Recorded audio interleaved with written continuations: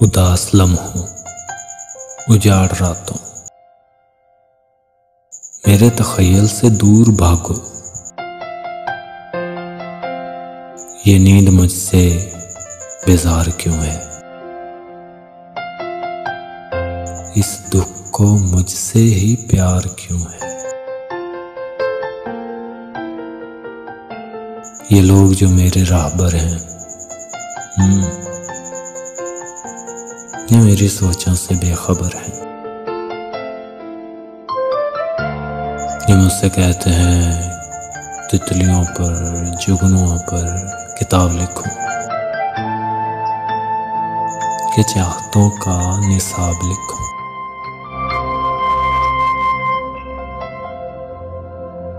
انہیں میں کیسے بتاؤں کہ اب بہار کا موسم گزر چکا ہے، اداس بیکل خزاں کا موسم ہمارے دل میں اتر چکا ہے، ہمارے کہکوؤں کا، خوشبوؤں کا وہ دور کب کا گزر چکا ہے۔